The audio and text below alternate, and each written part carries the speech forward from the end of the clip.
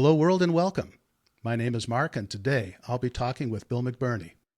Bill is an award-winning, world-renowned flautist, performer, and recording artist, and he's also a well-known educator and has authored two important books on improvisation. Hi, Bill. Nice to have you here. Oh, no, it's great to be here, Mark. Thanks for inviting me. I really appreciate it. It's my pleasure. I'm going to start, like always, with a little bit of music, having you play. Okay. I'm going to share a clip off your YouTube site, which I'll be providing all the links for in the podcast notes as well. Okay. Mm-hmm. All right, here we go. Let's hear you play a little bit. Hi, folks. I'd like to take a quick run at a classic today, and in all probability, you're going to recognize it. Okay, here we go.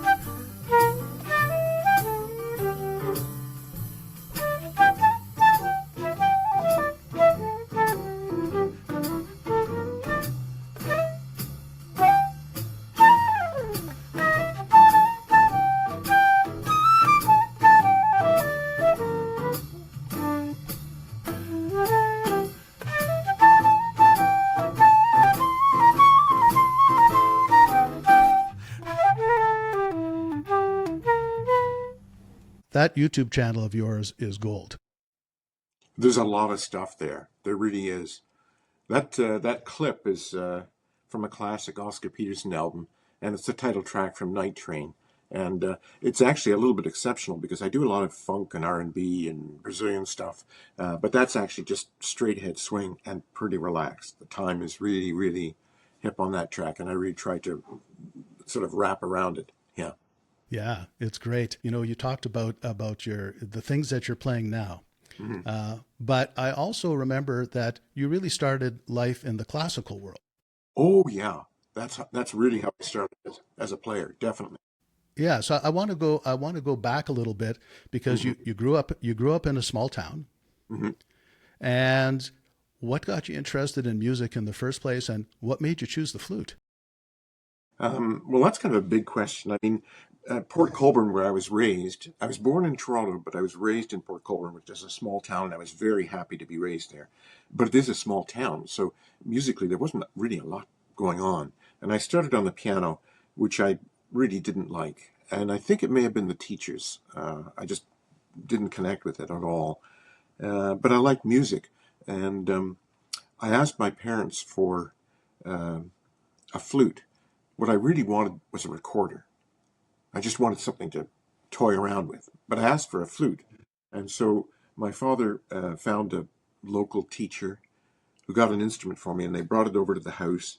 And so anyhow, they're opening the case, and I'm looking at it, and it's metal, first of all. Not only that, it has a whole bunch of keys. And right away, it's like, oh, gee, this is not what I bargained for at all. And then they uh, they were asking me to, try it, to play it. So then you had to put it up to the side and blow across the hole. This was completely wrong. I mean, everything had gone wrong about this from my standpoint.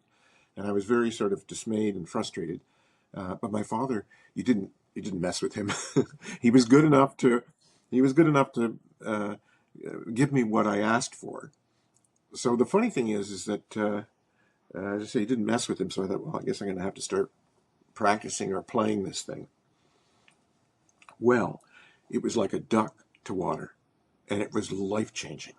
As soon as I started to practice, it was like, boom, I connected with the instrument and I was totally in love with it. And I was very fortunate at a young age to find something like that, that sort of captivated me and really interested me and enabled me to start focusing on something, because that's what I did, very, like right from ground zero. Um, so anyway, And how old were you at that time? I'd say sort of 6 or 7, roughly. But yeah, whereas the piano, they had to stand over me with a cudgel to get me to do half an hour a day. There was no stopping me on the flute. Uh, Once I had that instrument, I was totally at peace with the universe, and I really had something to do that intrigued me enormously. So anyway, I was learning how to play the instrument, and then of course, once you start playing, you're typically playing classical music. So I uh, I started with this local teacher, just learning the fingerings and how to play the notes and stuff. And then as I got better, um, my parents would get me a better teacher. So I moved to Welland for lessons. And then once I got better, once they could see I was really interested in getting better, then they took me to a teacher in St. Catharines. And that's whom I was with in my sort of senior public school years and first year of high school. And he was a very good flute teacher. He really helped me a lot. But um, I was champing at the bit, and I knew there was more to do or what have you. So I asked for a better teacher yet. So then they rounded up Robert Aiken, who was the principal flautist in the Toronto Symphony. So here I was in grade 9 going to Toronto for something of an audition, I suppose, for music. Well, Robert rounded me up butt quick. And so I was studying with, you see, even in high school, I was already, quite a good flute player. I had good sound, good technique. And Robert really could see that I was sort of exceptional. And because he taught nothing but performance majors. So I studied with Robert for about a year and a half. And this is all in the classical tradition. So uh, that takes me essentially to my teens. And and I was with the National Youth Orchestra also for 1 year while I was in high school. So it was all and in the St. Catharines Symphony, which is nearby. Um, it was much better than the Port Colborne Recreation Commission band, but I played with them lots too. But it was all classics and band marching band kind of material. So that's what I started with for many years.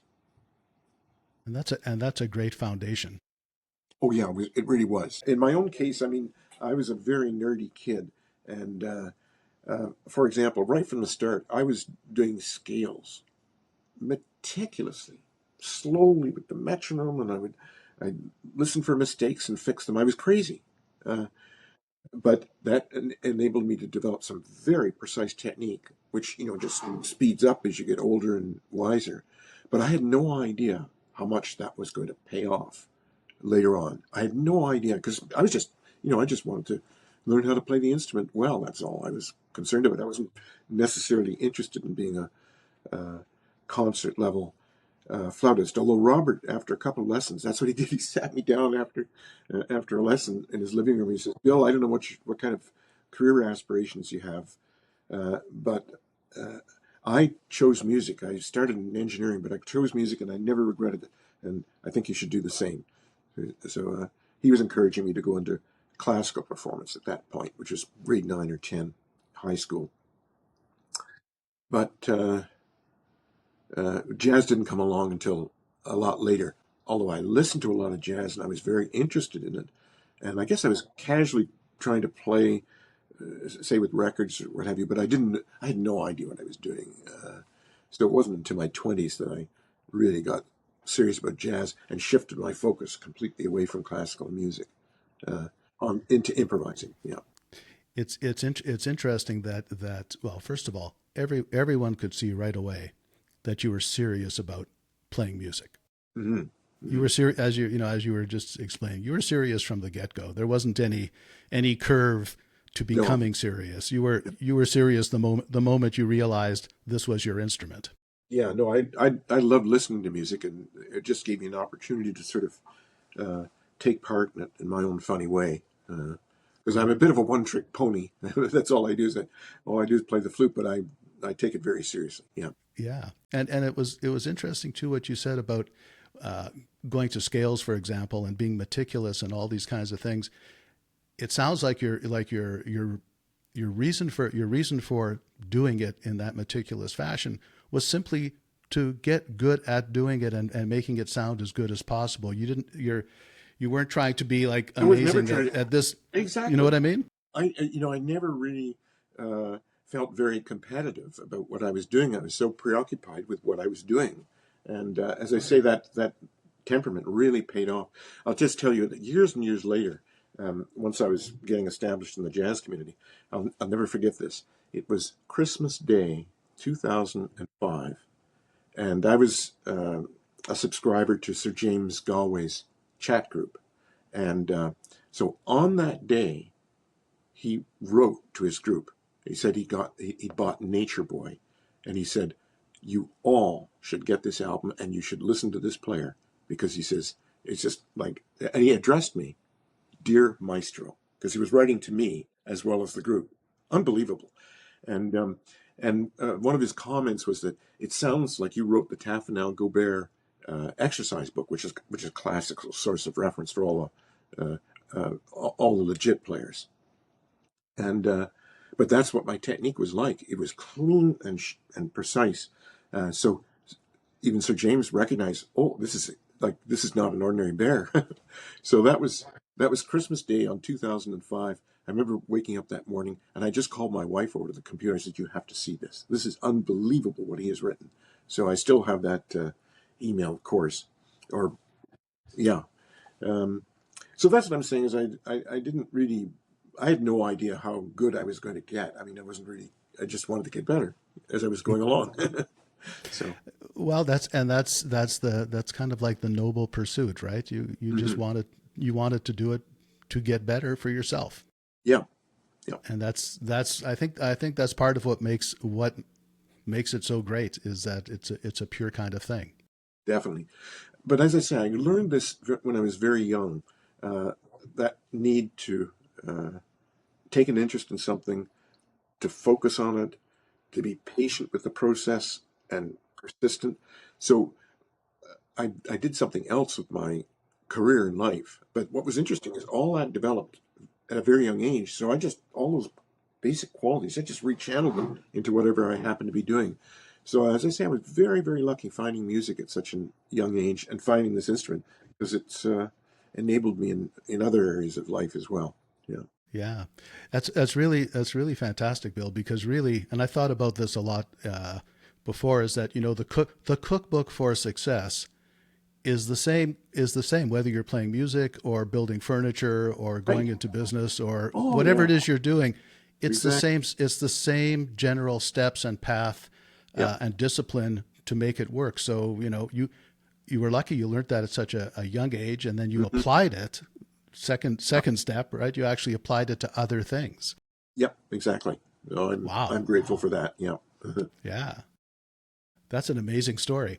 Um, so you were playing classical music. People were prepping you for all for the stage and concerts, and then you discovered other kinds of music. You discovered jazz. You discovered blues, I believe. I'm a child of the 60s, and I grew up in a very rich environment musically. Um, and that's why I say I just love music. I loved all kinds of music. But for example, my father listened to jazz.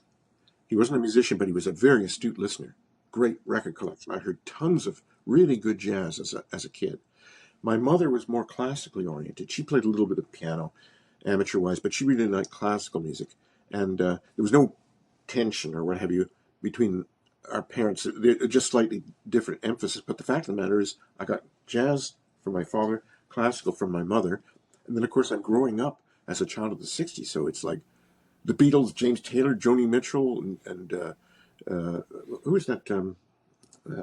Steppenwolf. I mean, it was such a diverse range of pop and rock music and fantastic stuff. And that's what I grew up with. So I grew up with all of this stuff. Um, so jazz has always been a source of interest to me since childhood. But in terms of playing it, no, I was focused on classical music, and it's only in my early 20s when I decided I don't want to be reading music anymore. I just don't want to be like script bound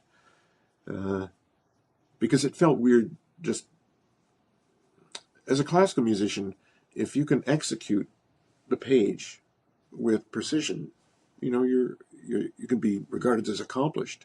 And the funny thing is you might have no idea what's going on musically because you're reading a script. Um, so I wanted to get away from that, and that meant improvising. And in terms of improvising, I didn't care.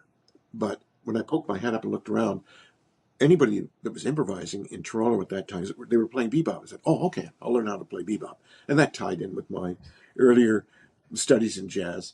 Um, but that was a difficult transition to make because, first of all, I was a good technician. I had really good sound, really good technique, but it didn't function in a non-classical situation. It sounded stiff, and you know, so I had to modify my technique, and there was nobody that could help me with that. I was on my own, figuring that out. I was just going to ask you how you made that transition and who helped you, if anyone, do it. Nobody helped me, but I'll tell you what I did. In any event, first of all, I had to make the instrument function better in a non-classical environment because I was a good technician, but it didn't mean anything in a non-classical situation where things swing. The other thing was that now I don't have a script, and like any classical player, it's like, oh, what am I going to play? Because I had no idea how to improvise. So I had to start to come to some understanding of the melodic and harmonic relationships, the vertical and horizontal, how the vertical and horizontal pieces fit together. So I had to do some study and learn theory that applied to what I was trying to do. Um, but I found that that was also meaningful to me because if you're going to play a standard, you have to understand the tune. It's not like a Mozart concerto where you just read it on the page and it's done. No, if you're going to improvise in Autumn Leaves, you have to understand the tune. So this whole process of improvising brought me closer to music in a way that I wasn't when I was playing classical music. So I really appreciated that too. But in any event, starting in my early 20s to improvise, I had those major obstacles that I had to overcome was first technical, and then secondly, the issue of what to play. So it was like starting music all over again. It really was.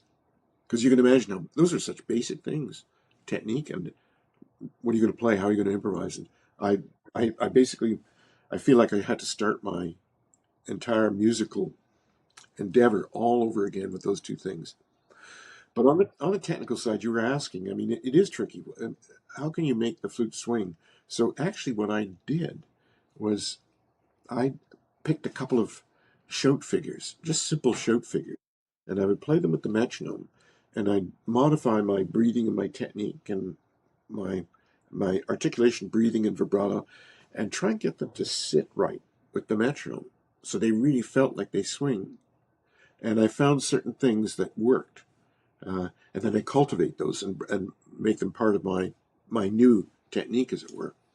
So it was just a couple of, and they were shout figures. They're very, very short. Like I'd take something like, oops, sorry about that.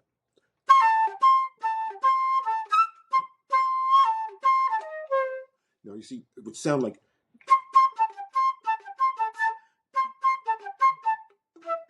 that's what it sounded like. I'm trying to get from there to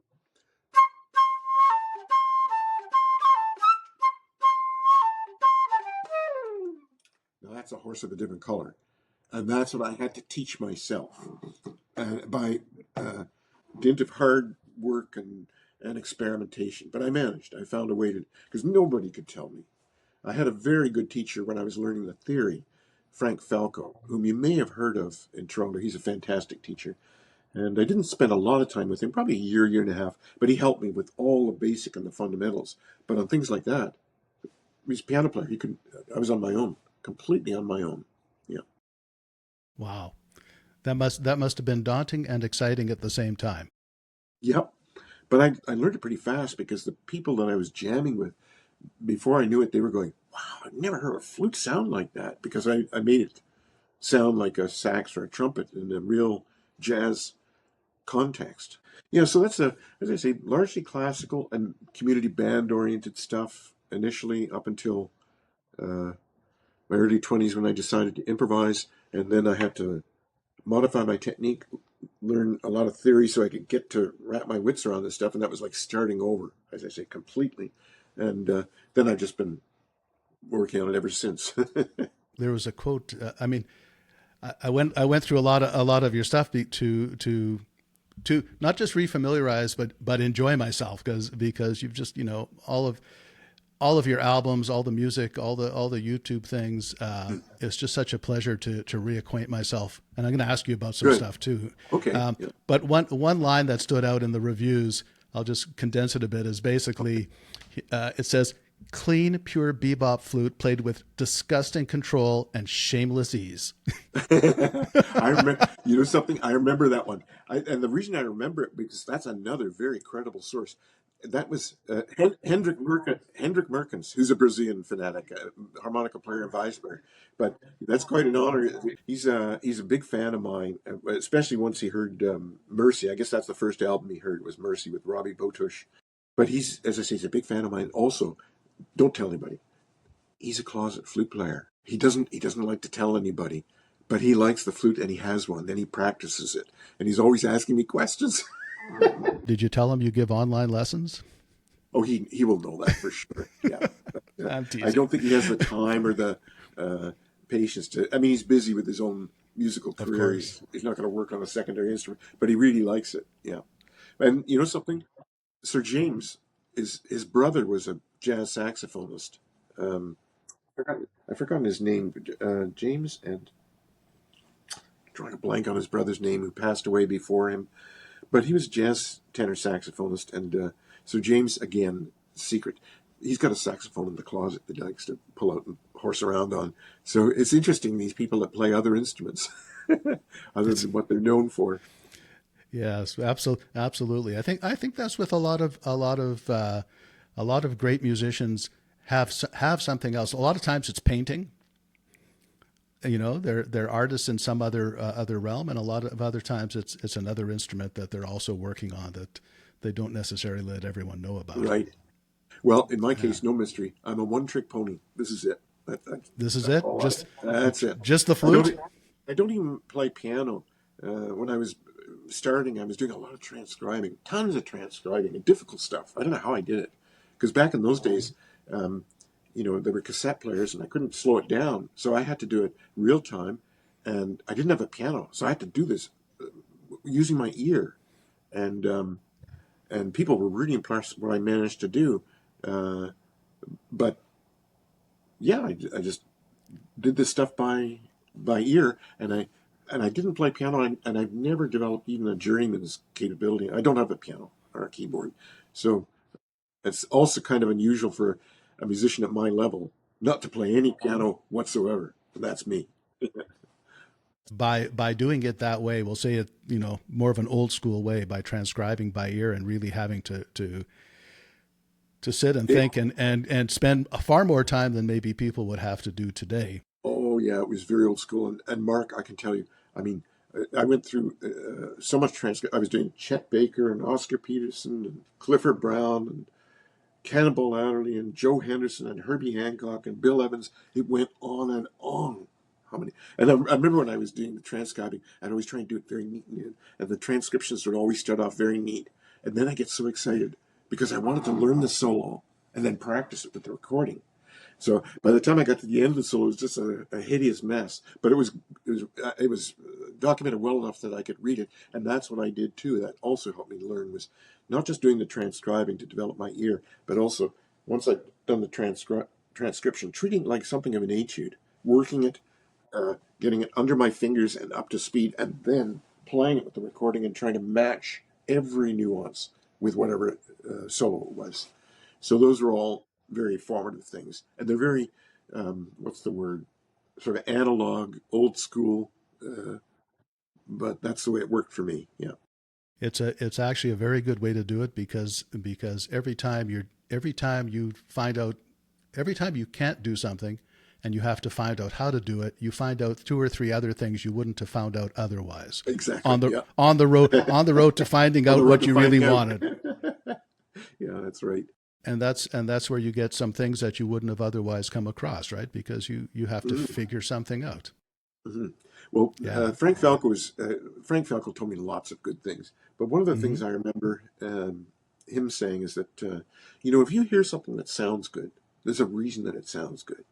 Yes. So I what you pulled that should quote. I pulled that quote too, actually. exactly. So what you have to do is figure out what that reason is, identify it, clearly identify what that reason is, and it's Hmm. usually simple. It's not complex. That's why it's working. Identify Yes. that simple reason, and then generalize from it. So you don't just stop by and say, oh, "That's what it is." No, you take that and you say, How can I apply this in a broader context and make full use of it?" So that's a good principle of learning, especially for improvising. Yeah. I think that is some pretty sage advice because if something sounds good to you, it it it it caught your emotion, it caught something in you that made you go wow, Yeah. and if you figure out how that's done, that now you know that little secret and you can apply it for yourself. And you're right, 99% of the time, it's the most simple thing, but Mhm. how it was done made it the wow part. Yeah.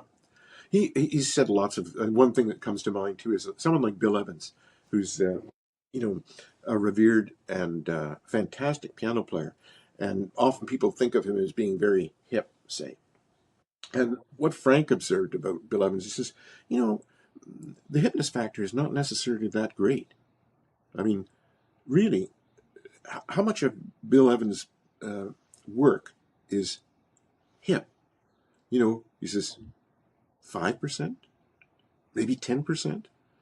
If it gets up to 15 or 20, it's actually going to start to get hard to relate to because it'll get a little abstruse for the listener. So he says, Bill Evans is often working very simple principles very carefully, very meticulously, and very thoughtfully.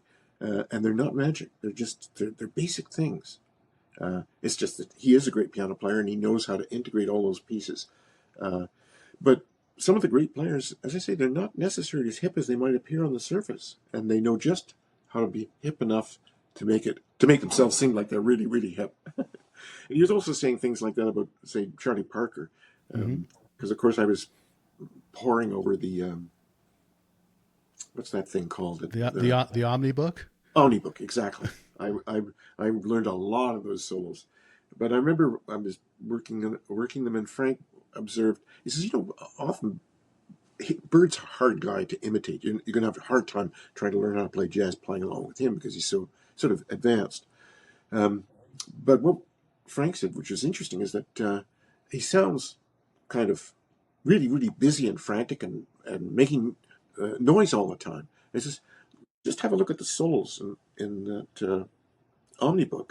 And if you add up all extended tones, bars rest, and times when he's just not me, there's a good often about 25% of the time where he's not in motion. So that's interesting. Someone as florid and uh, striking and ostensibly busy as Charlie Parker, you look at a solo and he's stationary for like 20-25% of the time. It's interesting, right? Yeah, yeah. Yeah, it makes me think too. You were very lucky in a way because you had the like a lot of people who let's say musicians who want to play jazz or who love jazz, they don't necessarily have the reading chops Mm-hmm. to sit with an omnibook and even begin to be able to go through it at that level and just read the solos. Right. But you had that from your classical training. Oh yeah, but I admit those were like etudes. I had to learn them, and the same way that I had to learn a classical etude to get them under my fingers. And I probably learned about a third of them, I would say, including some really like ripping fast ones.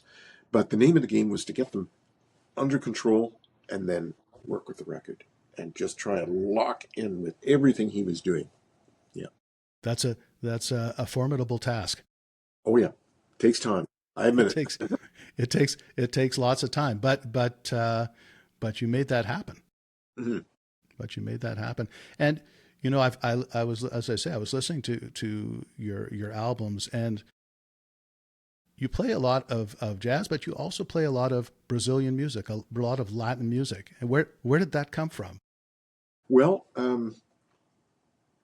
first of all, when I was growing up, as I say, we used to hear lots of music, and so uh, one group that really, really stood out when I was young, I really, really liked was Sergio Mendes and Brazil '66. So that's where my original sort of Latin connection came from, Brazilian, not Cuban. And so I've always loved Brazilian music. As I got into improvising and playing out, people often think in terms of a sax or a trumpet in an ensemble.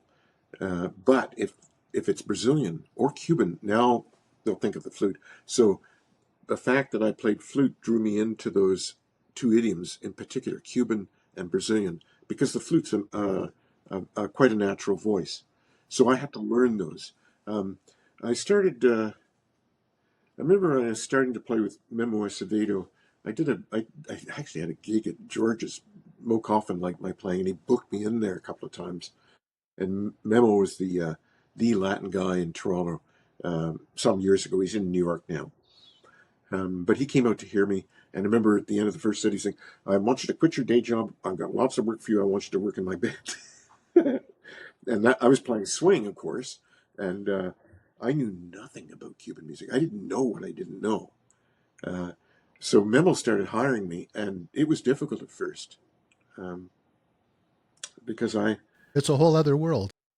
it is, and just the clave, I couldn't really hear or sense the clave. And I remember saying to Memo once, very early on, Memo, I can't.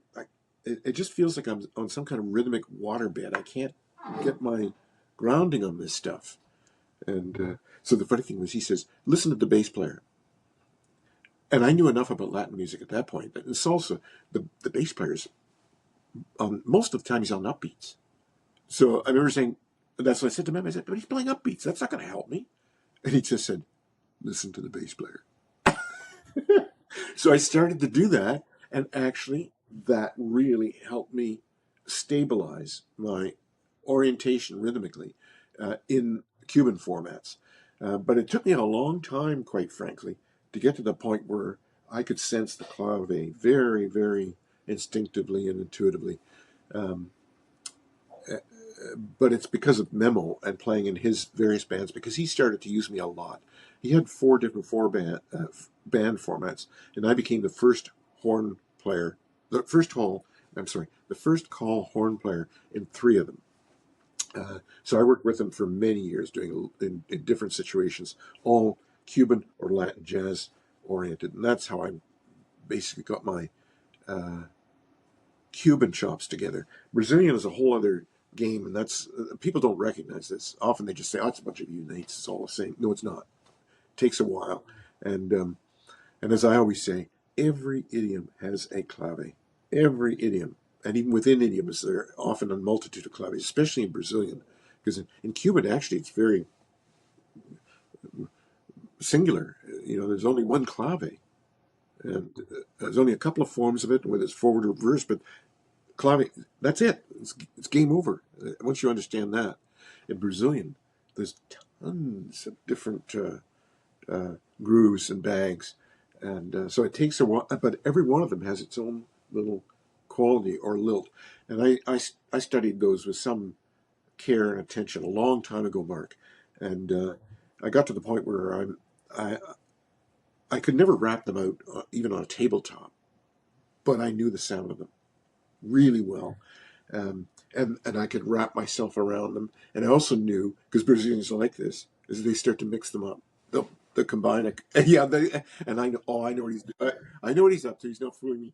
But I got to that level of understanding. And as I say, that kind of understanding of Brazilian music is completely separate apart from your understanding of Cuban. They're two different worlds rhythmically. And a lot of people don't understand that. I mean, even in Toronto, people that play in the Latin bands, often they're fine in the section, but when they start blowing, it's just a bunch of bebop, and they really don't understand the tradition or the idiom that well. And it can sound fine, I'm not saying it's bad, but it's a little rude, shall we say? Just because I remember the first Latin gig that I was doing with a band at Lula Lounge. Um, uh, the band's name was Cachet, and they had a two trombone and vibraphone front line. Everything else is standard salsa format, and the the vice player was from St. Catharines, and sometimes he couldn't make it because the weather was bad, like in the winter. So he knew me, and he knew I was a good flute player, and that I had some understanding of all this stuff. So he suggested, the leader, just call McBirnie, because the parts are the same uh, sort of pitch, or whatever you call that. Yeah. The same region, It's in the same and region it'll of the go well. instrument. Yeah, it'll go fine with the trombone. So anyhow, I did the first gig there, and everyone was very, very happy. And this is just after the first set. I'm coming off stage with these guys, and I'm the real gringo. I don't speak any Spanish, and people are rushing up to me off the stand, and they're speaking Spanish. So the other guys around me, what are they saying? And it turns out they're saying, "When did he get here? Well, we've never seen him before. When did he come to Canada?" And it's like, he's Canadian. He's from here. He's from here. So, so this is what I'm saying, Mark. Whenever I was studying an idiom, I would often listen to the folklore, Hmm. especially the very, very basic folklore, and try and absorb that and understand it. Because that's what happens: is you can kind of fool people. I don't pretend to be a Cuban, but I started to develop enough of a connection with the mannerisms and the style and the melodic tendencies that I can sound almost real. Yeah, it's amazing because even people who live in the countries that have those kinds of music, they don't always. There's not everyone there that's studying that much. So I mean, No, by no, by studying, you can sound at least as good as many people who are supposed to know how to play that music. You probably know even exactly. more. Exactly.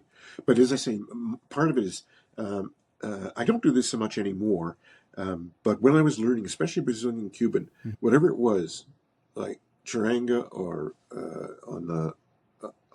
that's Brazilian, and danzon is on the Cuban side. They often have counterpart idioms. That's what's Mm-hmm. also interesting, because danzon and charanga, they're counterparts. They capture the European influence, but they're different.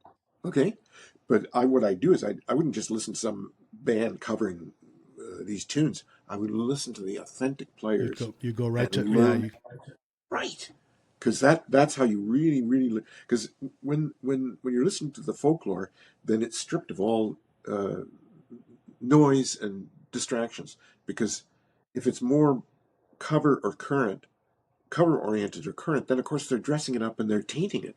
And you don't want to. You want to hear the pure thing first. Get that. Get some understanding. Then you can do whatever you want. That's a whole other thing. Whatever the band calls for. Yeah. It's the same in all music. If you were studying the blues, it'd be the same thing. You need to go back far enough that you're hearing it without the production values. You're hearing the real Right. deal that The, everyone. the shouters, the shouters in the cotton fields. Mhm. And their blues is not 12 bars. Whatever it happens to be, but it is blues. Yeah, Yeah. it's very different when you go to the source. I listen to that stuff too. And listening to your albums, there's one album in particular that really hit me hard Mhm. when I listened this week, and that was your album Reflections for Paul Horn. Oh yeah, yeah. It's like right out of left field. It's just like a semi truck hit me, and I was like, "What?" That is different. I know. That's one of my most important projects. Doing that finally, because Paul Horn was my strongest and most enduring impact on the instrument from childhood. Uh, and I knew about Paul Horn before he did his Taj Mahal thing. I knew him as sort of like a jazz player and a session player. And I always loved the way he connected with the instrument. He wasn't the flashiest player, and not necessarily the best player either, but there was something about the way he related to the instrument. And what's interesting is his, uh, whatever it was that he has, it influenced me as a jazz player and as a classical player. I can tell you a story about that. Um, but in any event, he was very important to me right from childhood. And then he passed away, and I was, heartbroken about that. But about 10 years later, the CD production has become so expensive. And I thought, gee, I should just do something for Paul. I did one tune for him with Bruce Jones, which is sort of interesting. When we were recording it, it was Bruce's tune, and I did alto flute, and I recorded several takes. And when we were listening to the playback, Bruce failed to solo each take, so they were all running, and he was trying to correct it. I said, no, no, no, no, leave it, let me hear this. So we listened to all of these, like 3 or 4 alto flute tracks running against his bed, and and I thought, my God, it's like I channeled Paul Horn, and I wasn't even thinking about it. But I said, this tune is for him, and we had to edit because there's a couple of collisions and too much going on. But basically, it's a multi-track, and I was so happy to do this track, and it was called "Remembering Paul Horn," and I wanted him to hear it, and he passed away.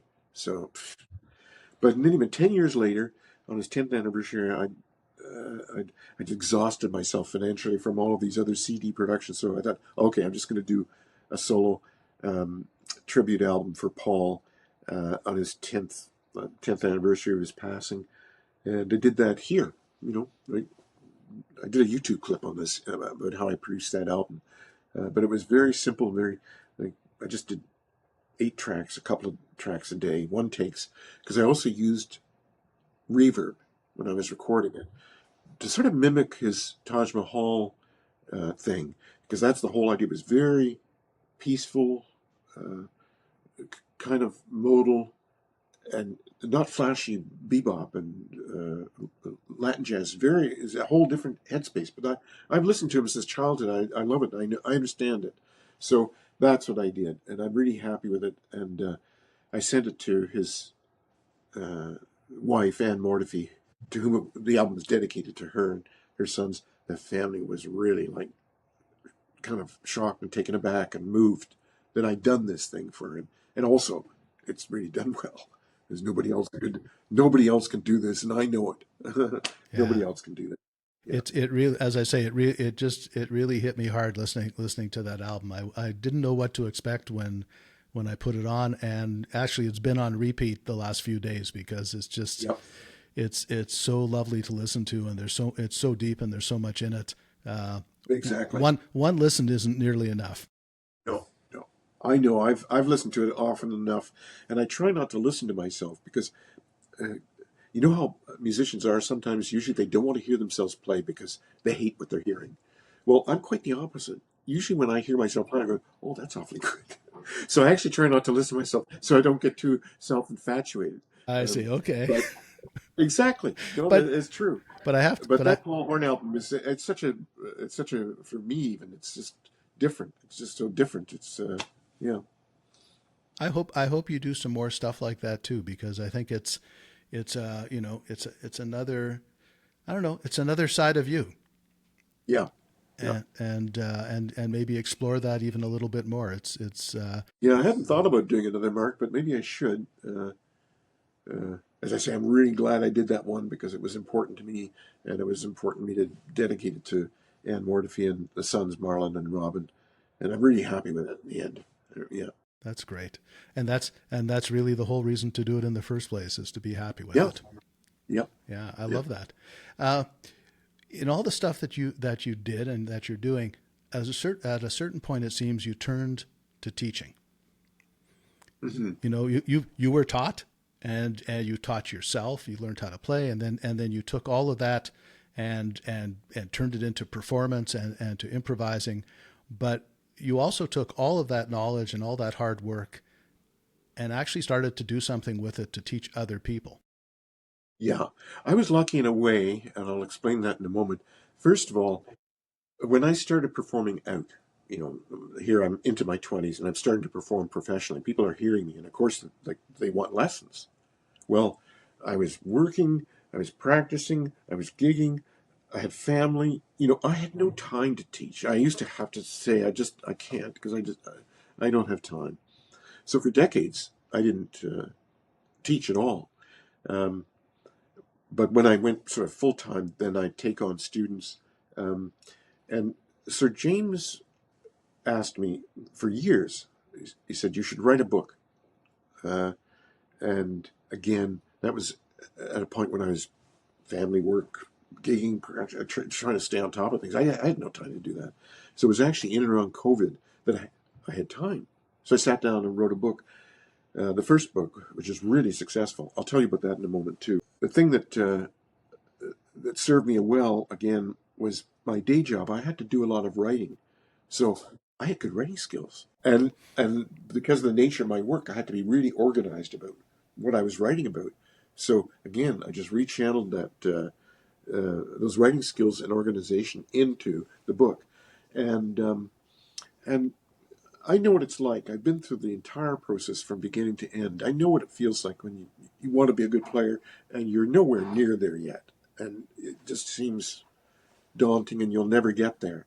And I never thought I never thought I would ever get to be as good as I am. But I know what it feels like, that whole process. So that's what I was trying to do, is write a book that's very concise and mindful of that and can help people. Because when I was starting to study, of course, I was reading a bunch of books and getting patterns and exercises. And I was spending a lot of time, and it wasn't helping me. And so I learned, what helps you. How can you really help somebody learn how to deal with this idiom? So that's what happened. I finally wrote a book, and Sir James is good enough to write the foreword Mm-hmm. I to remember that that. first book. Yeah. Yeah, he was. Although I remember saying, I want to read it first because he doesn't want to put his name to a piece of garbage. But he realized that's a good book too. Um, but what I was going to say too, what's interesting is uh, moving in that, what do you call it, pedagogue? That Pedagogy. moving in that direction, Mm-hmm. pedagogy. Yeah, moving in that direction later on is kind of natural, I suppose. Uh, but with the book, I've also managed to reach out to an entirely new constituency the Mm-hmm. world over. Um, and quite frankly, that was the smartest move I made in my entire musical career, was writing that first book. I had no idea, again, it was going to happen. In fact, I suspected that it was going to end up being something of a vanity project and nobody would read it. It was just something I did for myself. People bought it like crazy. Mm-hmm. And people I don't know at all, and never will. I wish they would also buy the albums because they buy the book, and they should buy the music too. Uh, I tell them enough about it in the course of the book, in an Mm-hmm. appendix or two. Um, but in any event, Mark, doing that book, I never thought it would be the success it's been. And as I say, reaching out to a whole new constituency. I mean, revenue-wise, that's eclipsed all of my CDs, all of my recordings, my live work, my teaching, everything. Wow. Just eclipsed everything. And I go, what? I wrote a book, and that's why I wrote the second one, is because people were pressing me after the first one, saying, when's your second one coming out? I said, well, I said everything I have to say in the first book, and I had really. Mm-hmm. So they, I got enough requests, and one of my students said, a lot of what you say at lessons is really, really good and really important. So I took that to heart and I thought, okay, what comes up a lot in music lessons with students I have? I should just mention that, pardon me, the names of the books. The first one is called The Technique and Theory of Improvisation, and that's for flautists, doublers, and other instrumentalists. I realized that if I wrote a book, a jazz flute book, jazz flautists, how many there is? So I have to write something generic that will serve everybody. And then the first book, as I say, The Technique and Theory of Improvisation. The second book is called Simplify Your Approach to Improvisation. And that's definitely for any improvising musician. Um, and it's been doing quite well. Probably not as well as the first one, but I don't care. It's a good book, and people, it's actually had, in a sense, better ratings than the first one, maybe. Um, but yeah, unlike most performers, I actually have another facet to me, which is teaching and writing. Teaching and writing. Well, Yeah. the new book. I have the first book, of course, in hardcover because I like ordering them in. Oh yeah. It's not really hardcover. It's the Amazon softcover, but I love having the physical book. Exactly. And I'm waiting to order the second one in the physical form as well. But Right. I love this concept in that second book of the practicality of really understanding what's going on in a chart, and how to simplify what usually in charts there's a lot of upper extensions, a lot of things are being written that will, like in an omni book or a real book, that will mimic whatever the piano player is doing, and Right. and unless you really understand what's going on, you might not even understand how to simplify it. No, And exactly. I didn't know how to do that. yeah, And you're taking it people, verbatim, right? You're saying, oh, I was just going to say, people take it literally. And what I find sometimes when I'm playing with other musicians, especially sort of like B players, they don't understand what's going on, so they play what's there, and they play it the same way every time. And I just go, whereas a accomplished player can read past all of that and come up with different things. So, like things like tritone substitutes is a highly technical point, but uh, tritone substitutes are like they can be invoked at any time by a comper or a line player, and they can both invoke them, or one or the other can. And it will always work. It doesn't matter, you know. So, but you have to recognize it's just a tritone substitute. It's a dominant function. So, like, don't get bent out of shape about it. And the other thing to recognize is every once in a while that tritone substitute is a part of the tune. It's a part of the original composition. Not necessarily often, but sometimes it's part of the composition. So you have to be mindful and respectful of that. But in a lot of other lead sheets, it's some copper who thinks they're smart and going wild and throwing these things in and really distracting and undermining the real harmonic integrity of the chart. And so that's what I'm really trying to do. Is I take simple changes and I show you this is how they work. And the beauty of this is even if they're simple, they're going to work with any copper, no matter what he is doing. Because once you understand the chart on that level, you can work with the copper, and you can choose to complicate things if you want, but you don't have to. So so it's all a way of looking at things uh, that's sensible and productive and organized and methodical. It's like Bill Evans. A lot of it's not mysterious or hipness. It's raw craft. He knows how to work the basic elements in a very uh, judicious manner. And that's the key. You don't have to be making musical history every step of the way. It's a lot of it's just craft. You understand how that tune is crafted. Yeah. Did you ever see the old uh, film reel they made? There was actually a show called The Universal Mind of Bill Evans. No, I haven't seen I'm that. Yeah. Well, after we're done, I'm sending you the link because Oh, okay. it's done with a very famous television personality to start, and Right. then it's actually a conversational piece, almost like a podcast in a sense, Okay. with him and his brother, who's also an accomplished pianist. His Okay. brother Yeah. Harry, I believe his name is, and they sit, Harry, yeah, exactly. and they sit and they talk about jazz, and they talk about practicing, they talk about how this all works. So I'll send you that link. This will be really interesting, I'm sure. Yeah, Exactly. Thanks. Yeah, I look forward to yeah, that. I'm it, surprised I haven't found it yet. it's right up your alley. Yeah. Yeah, Oh, yeah, you're I can gonna see love it it. now. And Yeah. when you're again, I haven't read your book yet, but Yeah. a lot of times with these charts, one thing I do find is if you don't know the tune, if you've never heard it or never gone through the iterations and the rest, reading the chart is great, but you should listen to the song. Yep. Well, what's interesting, Mark, too, is as a professional musician, every once in a while I'm caught on stage with like a vocalist who's got a chart. It might be original. So you've never heard it before, and you don't have a chance to run it down or practice it. So you're like, boom. So this framework that I develop is actually what I do. And often I don't have a lot of time to do it, but I can do it lightning fast now. And even if I don't do everything, I'm sort of thinking about these things as I'm going along in the chart, just to come to as uh, precise and concise an understanding of that tune as I can as I'm going along. Because sometimes, as I say, you've never heard it, you don't have an opportunity to rehearse. They just gave you the lead sheet, away you go. You have to deal with it. Um, so the book is useful from that standpoint too. Although I take 10 standards and frame my 10-step approach around them, it applies to any tune or any musical situation. You know, yeah, I can hardly wait to go through that book. yeah, It sounds right up my alley, and I'm really curious to see and listen and read all the things that you have to say about it. And again, exactly. I'm going to include all those links here as well, because I want people to know about it, as well as your YouTube and the other things. Um, you know, The step. second book, I might just digress for a moment. The second book also, it's a very brief chapter, but I actually talk about free improv because the free improv community discovered me in recent years. Because remember what I was saying, all I wanted to do was improvise. I didn't care what, as long as I was improvising. So over the years of performing, I think the free improv community just dismissed me because oh, he's a bopper and a Latin guy, and he's not interested in playing free improv.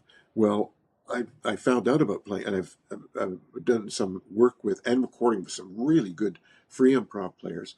But I devote a small segment of the book to free improv because that's another animal, another I for, musical game to play. Yeah. yeah, you know what? I forgot about that side of you as well, because I've actually seen you in a few of those free improv performances. Oh, okay. Yeah. Yeah. Yeah, it was way back, but I remember seeing you in those, and it was great. Yeah, no, they're pretty thrilling. I love them. That was playing free improv. The hair in the back of my neck would go up again, like just like when I was a kid, doing that stuff.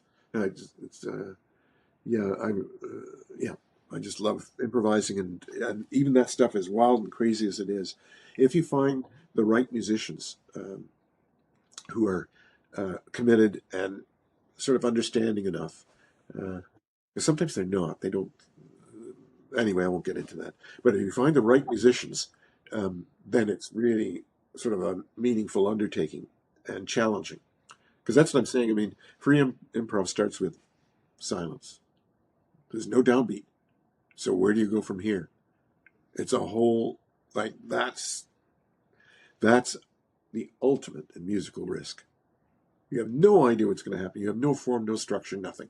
Away you go with these other guys. Curtis, It's I hope there's maybe an album on the horizon with some of that from you.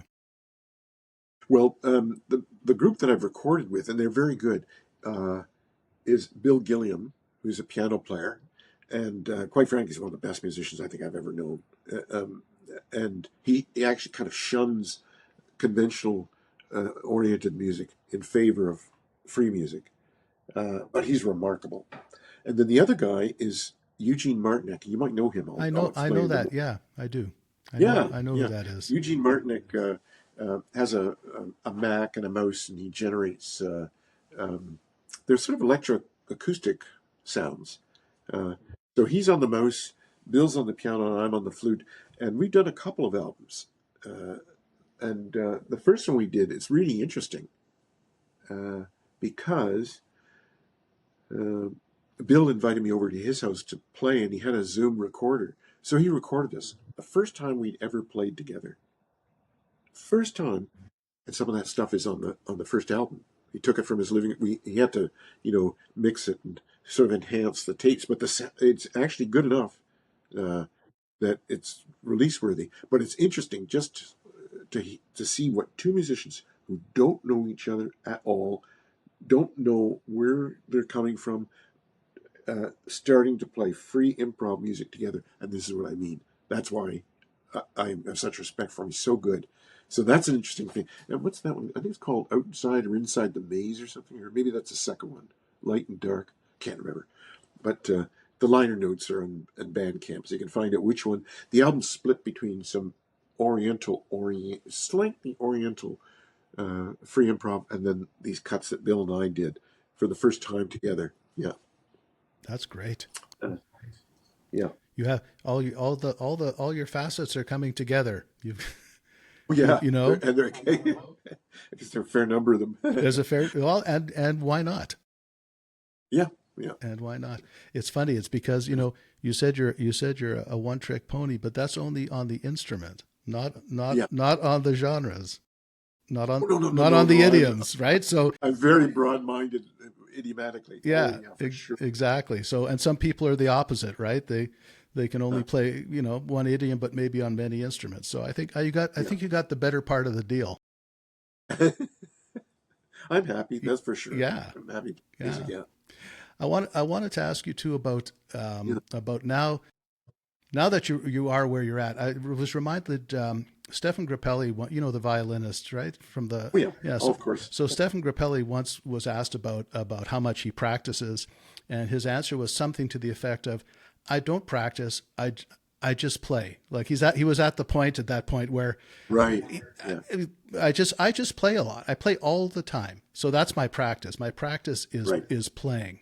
And so how about yourself as far as your practice routines or where you're at these days now that you've Yeah. got to where you are Well, now? that's a very good question because, first of all, I'll answer this by saying, God knows which 10,000 hours I'm on.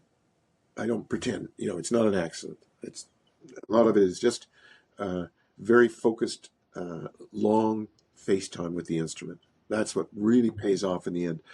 Um, in terms of what I practice, of course, it's evolved over the years.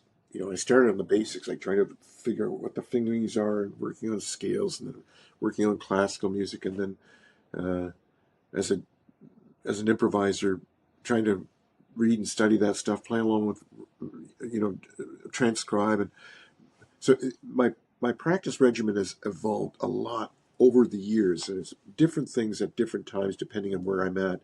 But what's interesting is um, the way I started to try and really learn how to improvise is to play along with records, playing along with whatever I heard. That's how I started. And quite frankly, that's how I finish because that's all I do now. I do nothing but play with the whatever I'm listening to. And it could be anything. Uh, what's also for me, it's gratifying. It's how I make peace with the universe, and I managed to cultivate my ear. So my ear is getting lightning, like razor sharp. And I also internalize, I really try and mimic whatever I'm listening to, not just blather and improvise. I actually try and mimic what I'm hearing. So I'm internalizing whatever it is that they're doing, whether it's bebop or blues or rock or Brazilian or R&B, doesn't matter. I'm trying to imitate as I say this to my students too, devote some measure, if you want to improvise, devote a good 15-20% of your practice session to just playing with records, playing along with something that you like the sound of, and don't worry about what you might miss because you're going to miss a lot at first. You miss everything almost, but just try and capture a few things, flavors, nuances, and your ear will get better if you just keep at it. But the interesting thing too is that remember Sir James thought I'd written the Taffanel Gobert book based on my technique, and some years after I knew we were talking about stuff, and he learned that I didn't practice scales. I mentioned to him I don't practice scales or long tones or all these conventional things that all the flute players do. The classical, all they have to do their technicals or long tones. I don't do any of that. I don't. And so James was astonished. He says, "You don't practice scales?" I said, "I haven't practiced scales in decades, literally." And no, I'm not pretending I was a genius because, like I say, when I was a kid, I was meticulous about it and relentless. But it all paid off. So now I don't have to practice scales. I know what all the key areas feel like. I don't even think about it. Uh, so Sir James is quite astonished. But I find that when I'm that first thing that you played with where I was playing along with Oscar Peterson, that's very much the way I practice. Right. That's actually what I do. Yeah, You know, you have and tons of clips on Facebook and YouTube, and and you actually even mentioned sometimes you post, you say, I just spent the last 2 hours playing with Aretha. Yeah. It's what you do. Yeah. So uh, I just uh, practice what I'm listening to, and I find that I don't have to practice scales. I mean, I'm working scales as I'm playing along. So so my practice sessions are strictly nothing but playing along with recordings now, and very much in keeping with that clip that you showed up front. That's how I practice now.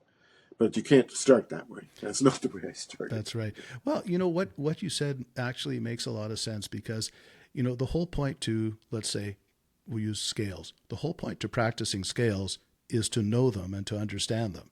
And what you're really saying is, yeah, you did that. So Mhm. you don't need to keep redoing that. No, You already did it, and now you can move on to other things. So the now idea, put it in the musical framework or context. yeah, Make it uh, meaningful. Yeah. yeah. So the idea is not to practice scales forever. Is to practice them until you know them, and then move on to other stuff and incorporate those Mhm. scales in just music itself. I find uh, like classical players, they get upset because, especially if the key signatures get a little ugly, lots of sharps and flats. I don't even think about that stuff. It can be in the key of B major, G flat major, C major. I don't care because, like that's really fast, but you can hear every note. That's lightning fast, but you can hear every note. And it's not because I'm thinking about it. I just know that's what the key of D major feels like. It feels just like that. Boom. So I don't think about key signatures at all. I just know what's the key area. This is a key aspect of the second book too, is being able to identify key areas, because that's what you tend to be.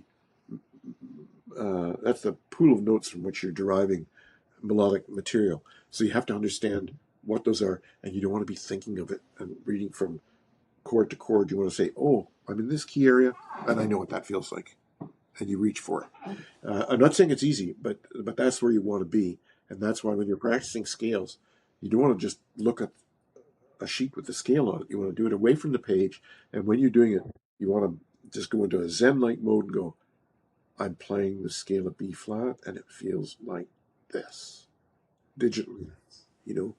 So and then you can generalize from that when you're trying when you see the key area, you know exactly where you're going. It takes a while to get to that stage, but that's where you want to be. Yeah. Right. That's a great way to do it, and it's in your second book.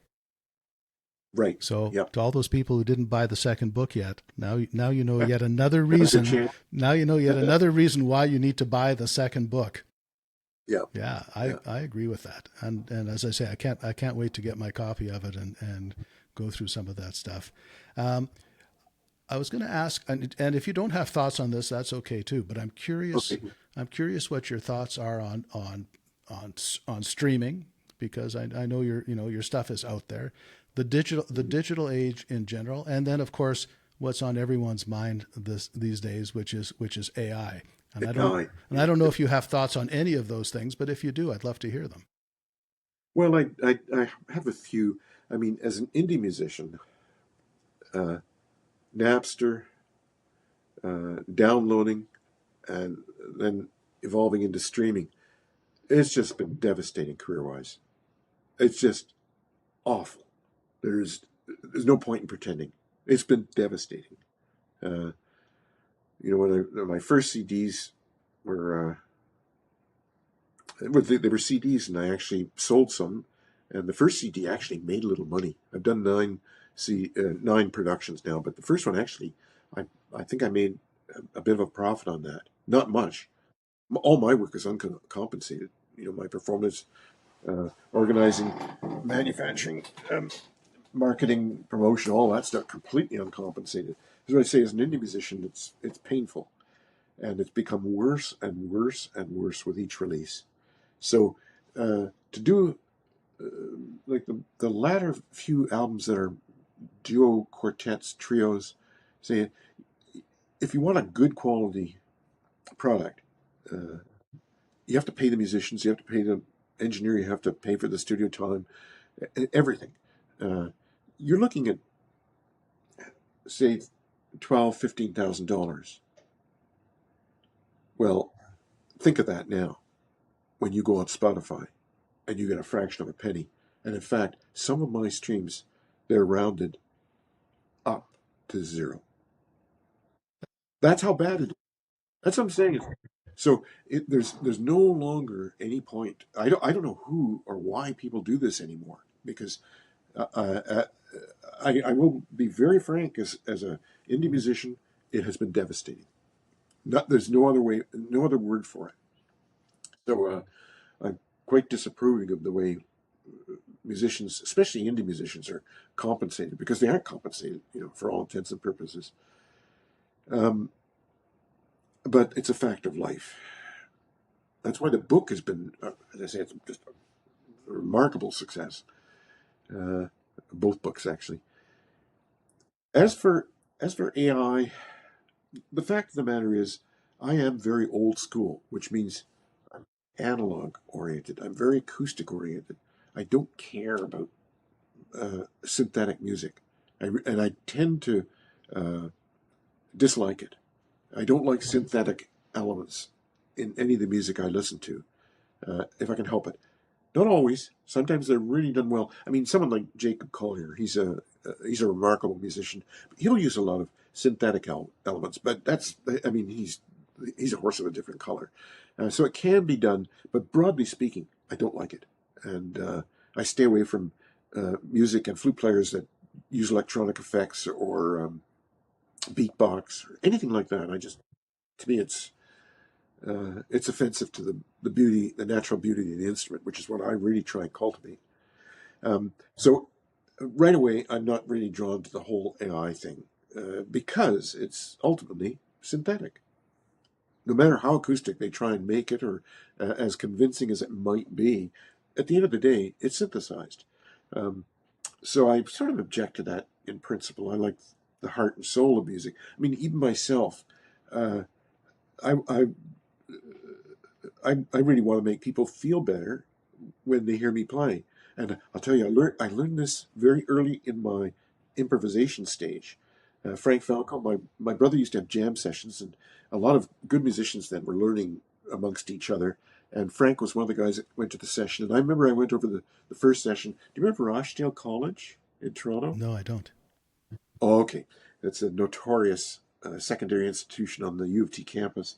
Anyway, Jim lived in Rochdale, and he still has these jam sessions every Saturday, but they were up in his apartment, and I was there for one. It was the first time I'd seen Frank, and my brother Jim had told me about Frank, what an excellent player he was, what an excellent teacher, what a nice guy, and so I met Frank, and he Jim had this upright piano, and it was a crowded apartment with all the other musicians, and I was at the left hand side of the keyboard, and Frank started to play with the band, and it was like, what?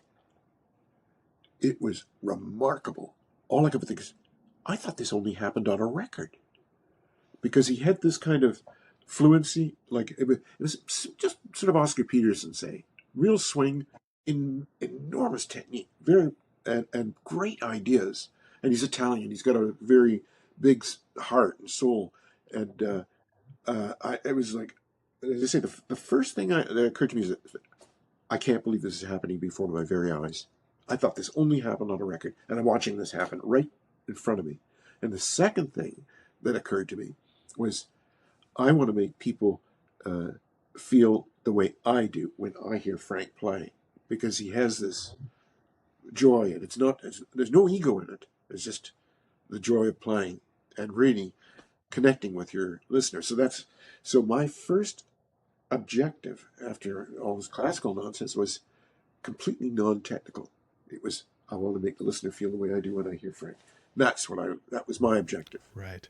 And I can tell you, I'm having heard you myself, of course, many times, but having shown your music to all kinds of different people, um, the first thing everyone says, Bill, is they say, "Wow, I didn't know this kind of flute existed. This kind of music, like it's like it's mind blowing to most people who haven't heard you Yeah, before, and right. there's a connection that's made, and so it's got less to do with what style it is, what song it is. Exactly. It doesn't have to do with any Exactly. of those things. It has to do Exactly. with how you communicate to people through whatever you're Yeah, doing at the time. right.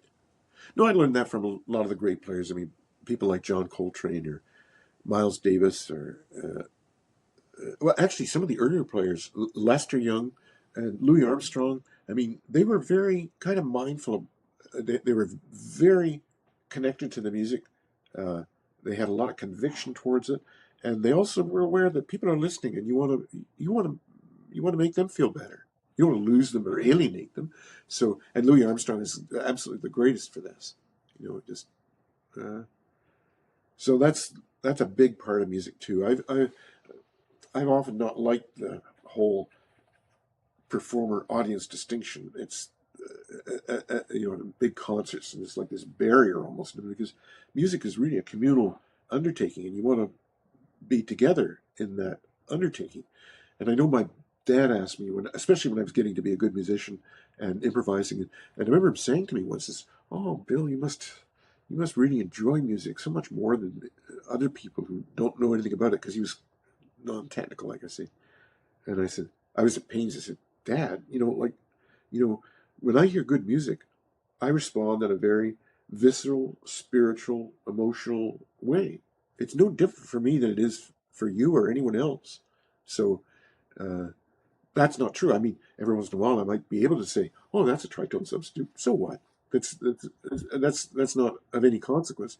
It's how the music is really reaching you, and that's a universal thing. You don't. It transcends technique and idiom and whatever it is you happen to be doing, um, and people can sense that. I think I can sense that in other musicians. I always like that, even if it's an inferior player and they've got a long way to go. Even if I sense that about what they're doing, boom, I'm on their side for Yeah, sure. You know, yeah. Well, you've definitely accomplished that goal and continue to do that whenever you play. That I can tell you from a listening point of view and hey, good, an audience point of view, and as I say, the people that I know listen to you as well, that I show your stuff to, they feel the same way about it. So you're definitely doing exactly that. good, exactly. I'm glad of that. Yeah, That's nice to hear. for sure. Do you have and before we go, Yeah. do you have some upcoming things that you're doing now that we need to keep an eye out for? Are you working on some things? Not really, because it's been so quiet. I mean, since COVID, things have been very, very different.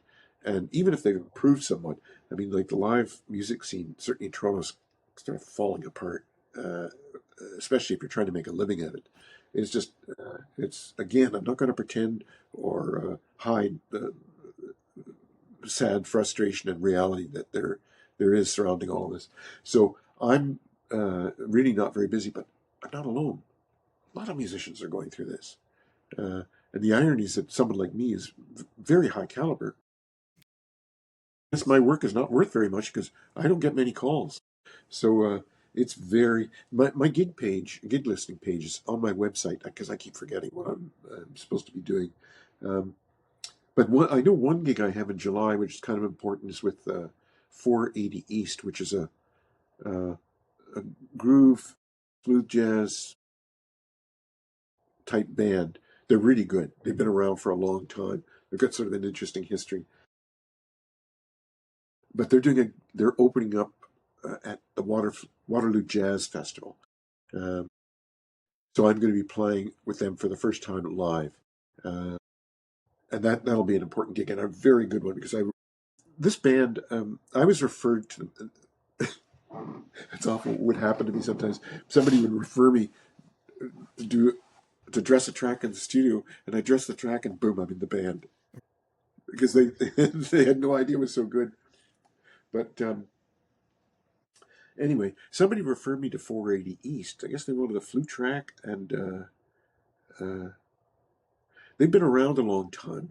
They're Canadian, and they were trying to break into the U.S. market, years and years ago, and didn't succeed. And somehow they took off in Britain. and Britain really caught on, and then boom, then it moved back to North America. So now they're well known in that genre, that niche, really well known because they're really good. Um, so they called me in to do this track, and so I dressed the one track, and it was like they were, what? They're looking all around the hard drive, trying to find other tracks because they want to put me on other stuff. So every time they've done an album since then, they always have me doing some flute tracks for them. So I've done a lot of recording for them, and actually the more recent ones, what was it called? Cinco Cinco Seis. I did that track, and that got to #1 in the Billboard smooth jazz charts. And then I did another one after that, Baba Brazil, and that was got up to about #2. But the flute tracks are really like killing with 480 East. He gets a lot of really good horn players, trumpet and sax, but he changes things around. But he gets me on every album now, and this is the first time I get to work with him live. So that's what I'm looking forward to. And what's the date for that? That's in July. July 17th is the actual date. I'm not sure what day of the week that is, but July 17th, I know that. In the evening, probably early evening. So Water 480 East. Sorry? Right, and it's the Waterloo Jazz Festival, right? Waterloo Jazz Festival, that's right. Yeah. I've played there before with other bands or in other circumstances, but this is sort of special because it's a big deal for them too, because they tour in the States, but they don't tour in Canada. So this is exactly. So it's unusual for them to have a gig in Canada. So Wow, yeah, that's. yeah. I hope someone takes some video of that. Oh, I'm sure they will. Yeah. Yeah, they'll be capturing some of that. The last recordings I did for them were the so-called barn sessions, and what they did was they recorded the band live off the floor. So it's not like the other situations. No overdubbing or anything. You're just live off the floor. Rob DeBoer handled all the recording. He's amazing, that guy. He got fantastic sound, really good musicians. So the caliber performance and recording is fantastic for these barn sessions, so called, because they were done in his barn out in the country. And I always like playing with the band because they never tell me what to do, ever. And all the recordings I've done with them, never any chart. I just spin the track and away I go. That's it. It's They right. love it. It's right up. It's right up your alley. Oh yeah. Yeah. But when you're playing with a band here, they'll his charts are going to be kind of loose, but they just have to order the events a little bit. It'll still be very open, and for me, lots of improvising, which is what I like to do.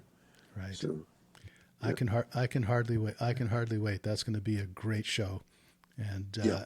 and hopefully it'll open up a few more doors. I hope it ought to have. The unfortunate thing about uh, smooth jazz bands is they often don't give credit to the sidemen. They Mm, just it's foreign east. You have no idea who's on the track, even on their YouTube clips and stuff. It's like some people know me; they know who it is. But that's kind of sad too. I wish they'd be a little uh, more mindful of that because they are really good. As I say, the bar sessions.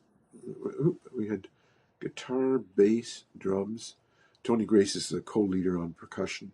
Me, John Stewart on sax, and then Rob DeBoer, the leader. So 7 pieces, but they're all like really good musicians. They're on time, and they know how to get along with people, and it was really smooth. right. Really Smooth. nice to work with those guys. Yeah, It's funny, in the old days, we used to pour over the backs of the liner notes and exactly. not Oh just yeah. read what the critics said. No, no, no. I remember going and saying, okay, oh, it's this saxophone player, oh, it's this producer, it's this arranger, Exactly. and Who then wrote the liners? Who did the production? Who took the photographs? Everything. yeah. Yeah. So when you looked at another album with someone you didn't even know, you'd know the guys, and you go, oh wait, it's sick, it's the same. Right.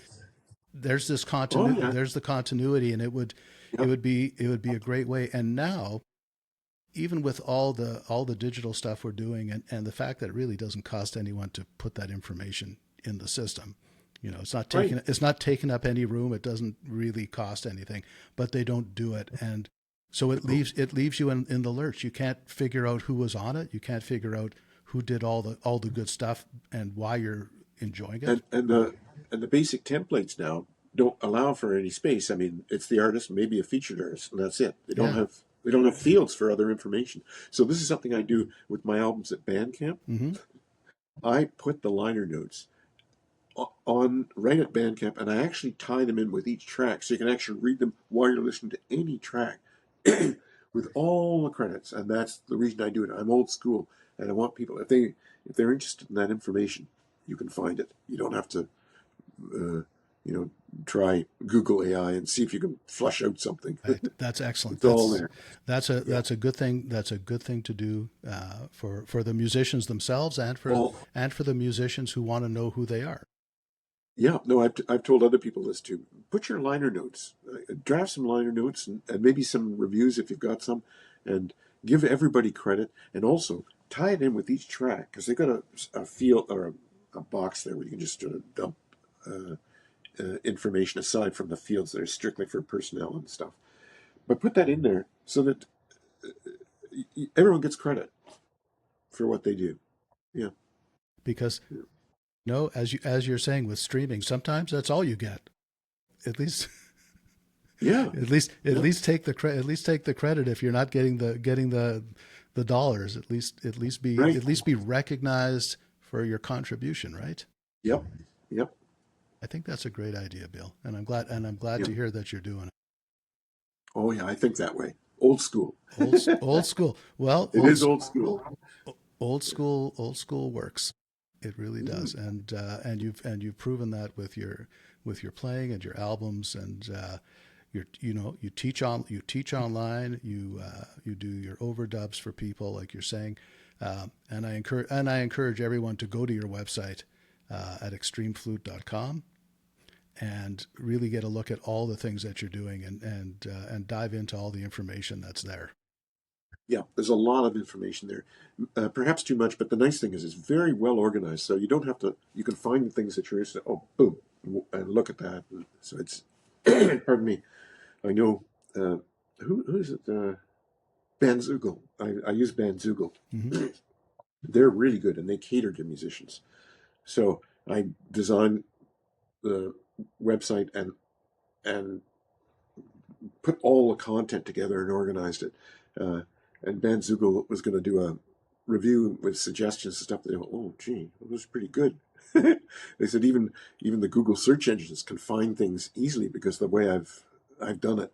So yeah, it's a good website, and there's basically you can find out almost everything about me, I think. Yeah. Well, Bill, it's been such a pleasure talking with you, Mm-hmm.